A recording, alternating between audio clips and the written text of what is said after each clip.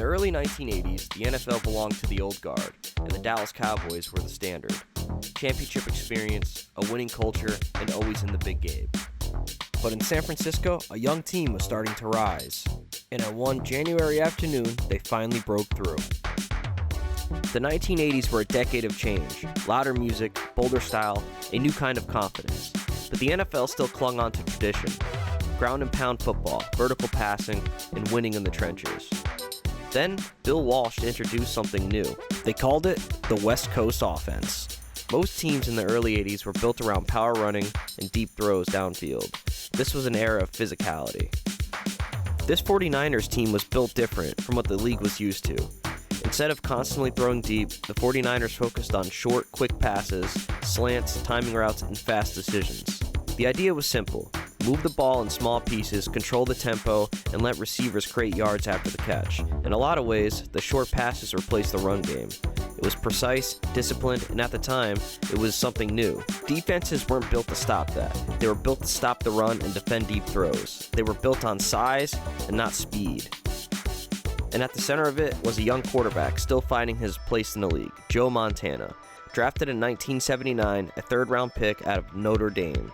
He wasn't a superstar yet. He was still proving that he belonged. He didn't have the strongest arm, and he wasn't the most physically imposing player. But Joe was calm, accurate, and perfect for Walsh's system. The 49ers weren't trying to overpower teams. They were trying to out-execute them, and by the 1981 season, it was starting to work. But it wasn't just the offense. The defense played its part too. They weren't flashy, they weren't the biggest unit in the league, but they were disciplined and they were opportunistic. And they made plays when it mattered. They forced turnovers and got stops in key moments. They did what they needed to give Montana and the offense a chance to win games. It was a balanced team, one that was starting to believe it could compete with anyone.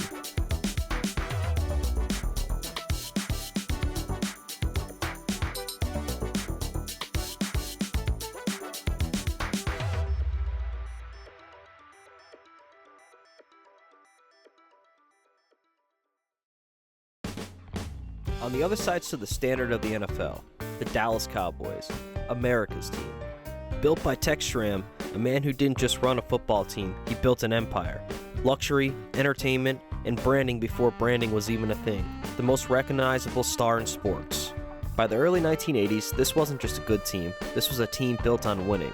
The national spotlight, big games, championship expectations every single year. And leading it all was Tom Landry, calm, calculated, and one of the most respected coaches in football. Throughout the 1970s, Dallas had been everywhere. Super Bowls, championship runs, and deep playoff pushes. They weren't just chasing greatness, they were greatness.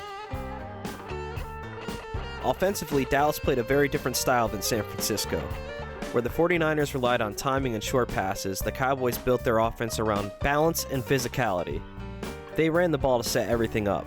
Tony Dorsett was the centerpiece, explosive, fast, and a threat to make a big play at any moment. And once the defense focused on the run, Dallas would attack downfield. Play action, deep throws, and big plays over the top. At quarterback, Danny White kept the offense steady. With a strong arm and a leader in big moments, Dallas was one of the best teams in the NFL. Defensively, Dallas was too fast, physical, and experienced. A unit built on pressure and discipline. Up front, Ed Too Tall Jones brought size and power. Randy White anchored the middle. They flew to the ball, forced mistakes, and played with confidence of a team that had been there before.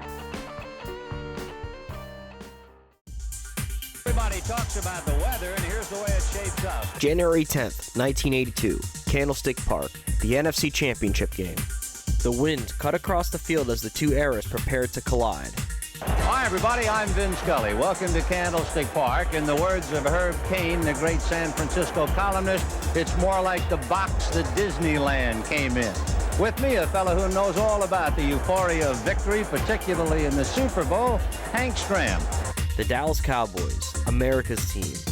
A franchise that would be defined by the 1970s, looking to recapture its greatness in the new era. They entered the NFC Championship Game at a 12-4 record. In the divisional round, they dismantled the Tampa Bay Buccaneers 38-0, overwhelming them from the opening possession. Across from them were the San Francisco 49ers, a franchise that had a combined record of 8-24 over the previous 2 seasons. Now they were 13-3, owners of the best record in the conference. Bill Walsh's West Coast offense was ready to take over the NFL, powered by a young Joe Montana looking to assert himself as the best quarterback in football. In the divisional round, the 49ers defeated the New York Giants 38-24, and the defense shined. Ronnie Lott secured the game with a late interception for a touchdown. The turnaround had been rapid, but history lingered. San Francisco had never defeated Dallas in the playoffs before. They were 0-3. Earlier that season, the 49ers dismantled the Cowboys 45-14, but this wasn't October. This was January, and January belonged to Dallas. The stage was now set, and the collision was about to begin. San Francisco opened with purpose. Bill Walsh and Joe Montana attacked immediately with quick passes and a fast tempo. The 49ers moved the ball methodically into the red zone. Now, in scoring position, Montana stepped up and fired a Freddie Solomon in the flat for a touchdown. San Francisco struck first, and with the blink of an eye, we're up 7-0. But Dallas wasn't going to let what happened earlier in the season happen again. Dallas responded by slowing everything down. Tony Dorsett ran between the tackles, and Danny White mixed in short throws to keep the defense honest. The drive eventually stalled out just outside the 20, but Raphael Septien was able to convert a field goal and make it 7-3. On the very next 49ers possession, Montana tried to squeeze a pass near the sideline under pressure. Cornerback Everson Walsh read it perfectly. Interception. The field flipped instantly. Dallas only needed a handful of plays to take advantage of the turnover. Danny White would find Tony Hill isolated in the end zone. Momentum had shifted. The Cowboys were now in the lead, 10-7.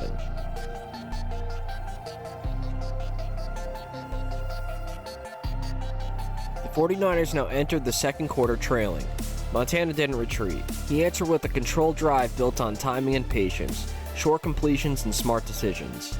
Now, at the 20-yard line, Montana stepped up in the pocket under pressure and would rocket the ball to a wide-open Dwight Clark in the end zone. Touchdown. San Francisco regained the lead, 14-10.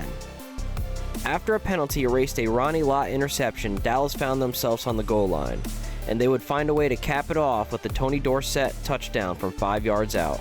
This put Dallas back into the lead, 17-14. Following the Dallas score, the 49ers looked to regain momentum. While driving late in the second quarter, Harvey Martin would blow by the left tackle and jerk the ball loose from Montana, and Dallas would recover the fumble. Dallas once again had all the momentum, but the 49ers defense remained tough and would be able to hold the Cowboys at bay. The game would maintain a score 17-14 heading into halftime. Coming out of halftime, both teams would struggle to move the ball in their opening drives. After the 49ers stopped Dallas, Montana and the offense took the field. They were looking to regain the lead, but the turnover woes continued. Montana would proceed to overthrow his target, and linebacker Randy White would be able to come down with it off the deflection. Now the Cowboys had a chance to pull away. Danny White would snap the ball and face relentless pressure. Attempting to avoid a sack, he would overthrow his man. The ball would deflect high in the air, and Bobby Leopold would come down for it for an interception. Momentum stolen. The 49ers wouldn't let their opportunity go to waste. Johnny Davis would power his way into the end zone for a 2-yard touchdown run. San Francisco was back in front, 21-17. After another Ronnie Lott pass interference call, the Dallas Cowboys found themselves in scoring position again. But the 49ers were able to stop a surging Cowboys offense at the 5-yard line. Raphael Septien would be called on again to get points and would drill a 22-yard field goal, making it a 1-point game. The 49ers maintained the lead, 21-20. The game was starting to become an instant classic. Now in the fourth quarter, the game had been a battle. Big plays, turnovers, and grit. Both teams were tested to their limits. But there was still one quarter left to play. The 49ers had the lead and now had the ball. They started to drive down the field, mixing it between timely passes and attacking on the ground. Right as the 49ers started to gain control of the game, another turnover halted momentum. On 2nd and 6, the ball was handed off to fullback Walt Easley. Bob Brunig would drive himself into Easley's chest and pop the ball free. Dallas would have their 5th forced turnover of the afternoon. This was the moment for Dallas to take over the game. Dallas opened the drive methodically. Tom Landry started to call a masterpiece of a drive. He leaned on Tony Dorsett to pound the rock and attack the 49ers interior, catching the 49ers off guard. Every time San Francisco focused on Dorsett, a well-timed play-action pass would carve them up. Dallas was again in scoring position, and in prime position to ice the 49ers yet again in the playoffs. Now on the 21-yard line, Danny White would take the snap and run a bootleg play action to his left, and would sling the ball to Doug Crosby for a touchdown. Dallas was now back in the lead, 27-21, late in the fourth quarter. The 49ers were in trouble, and the turnovers had finally caught up to them, but they continued to fight. Walsh and Montana started to attack again. Unfazed, Joe Montana started to sling the ball immediately. Joe would throw a strike to Dwight Clark along the sideline for a first down. Despite the turnovers, Joe Montana was earning a nickname, Joe Cool, calm, focused, and composed, no matter how tall the task. Now, after regaining momentum, the 49ers looked to take their shot. Montana would drop back and fire a deep ball down the field along the sideline, only to find Emerson Walsh again, his 2nd interception of the afternoon. History was proving to prevail. The 49ers had now committed their 6th turnover of the game. The Cowboys had the ball late and seemed to be on their way to another Super Bowl. Old school football was the formula, and the Cowboys were pounding the rock, seemingly running their way to victory. Maybe the 80s weren't ready for a new style of football after all. The old guard was running the ball with conviction, and the 49ers were down and out. Then, the Cowboys decided to go for the win. On a 3rd and 5, instead of running it old school, they decided to pass, only for it to fall incomplete.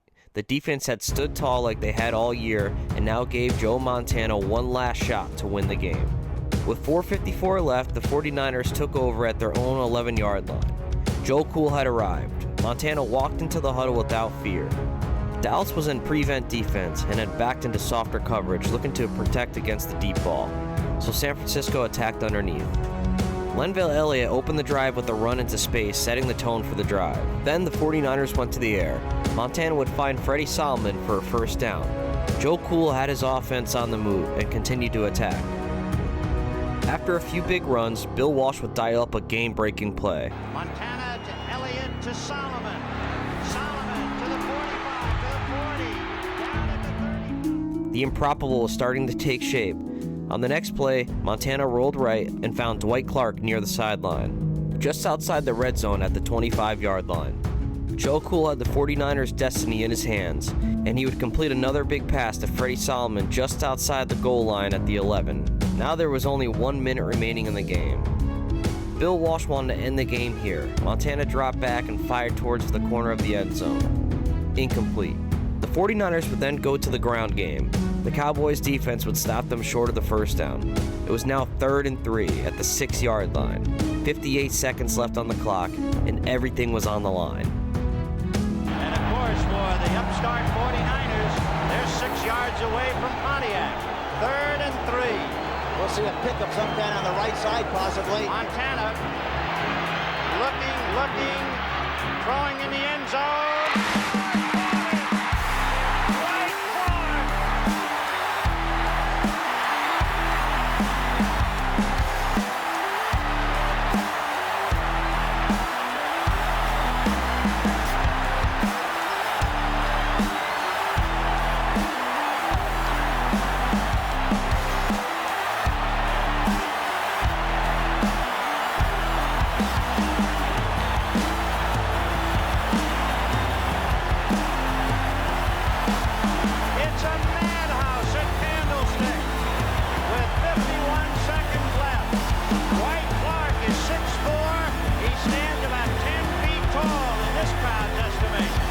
A catch had shook up the NFL world, and the new era 49ers were sitting in the lead.